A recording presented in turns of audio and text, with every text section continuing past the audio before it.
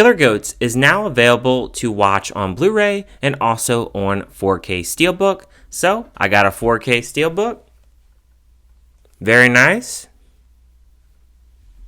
The real question is it worth your time?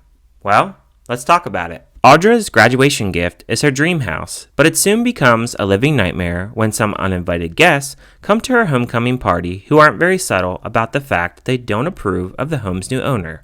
The film stars Arielle Raycene, Ellie Gonsalves, Kane Hodder, Danielle Mathers, Brianna Kellum, Monica Sims, Amberleigh West, and Skyler Seymour, and was directed by Steve Wolsh. Killer Goats, I didn't really know much about this film. A couple of YouTubers I saw picked up the Steelbook, and when I saw that Steelbook, I was like, I've got to have that. That Steelbook looks really nice.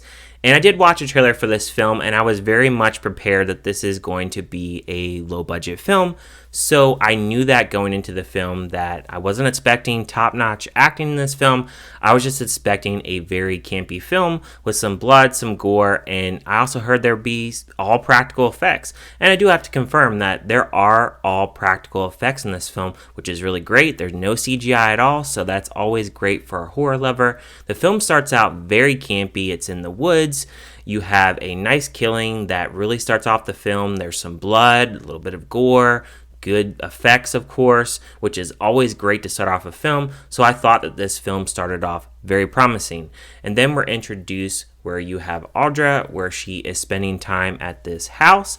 And it's a really good setting. I really like the way how they filmed it. I thought that they used that setting very well. It does have a little bit of yellow lens to the camera. You do have that throughout the film. And you also have some nice wide shots, close-up shots, a lot of different shots and variety that they use in this film. But I will say, if you're expecting top-notch in this film as far as acting, it's definitely not there, and it shows because all the actresses are a bunch of Playboy models and were Playmates of the Year in past issues.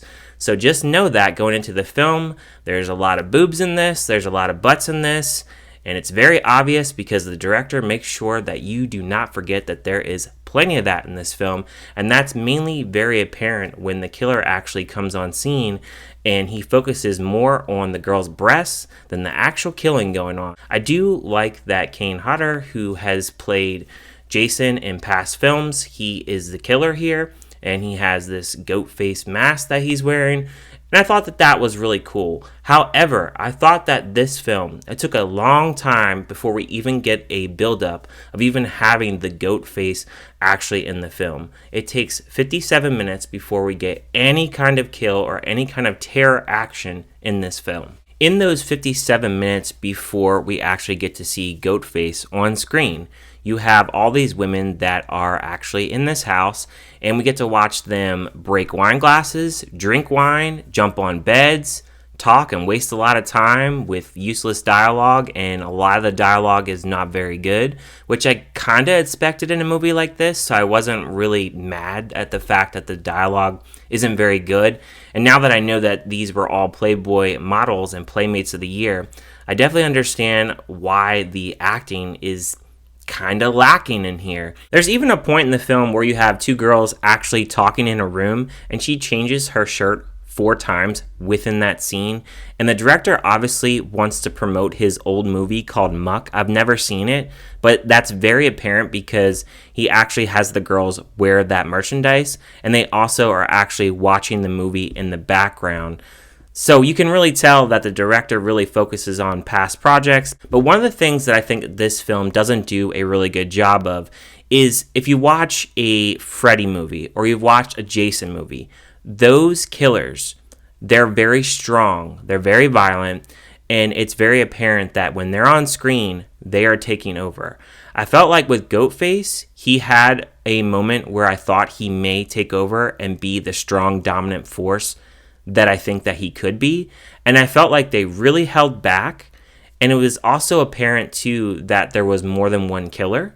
So even with more than one killer, they still didn't do a really good job of having Goatface actually have that dominant force. So I don't think that he's a pinnacle of being a really top-notch killer in a slasher film because they don't really do a good job of actually establishing that. One of the other problems too is when you get past this goat face killer and the fact that he's on screen, they start to really combine a lot of different elements and other drama that I felt like didn't really needed to really be included in the film.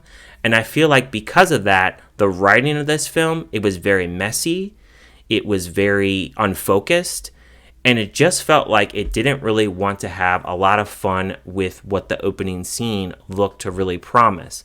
And that's where I was really disappointed with this film.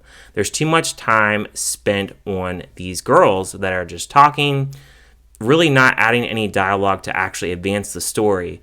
And in that instance of when they're doing all this talking, having all of this dialogue, there isn't any suspense. There's a little bit of piano, suspenseful kind of music they kind of throw in there throughout those scenes, but there really isn't a lot of tension. And then when Goatface actually appears on screen, you're like, what? Where did he come from? And he has these hedge trimmers that he uses as a weapon, so you kind of naturally laugh about it.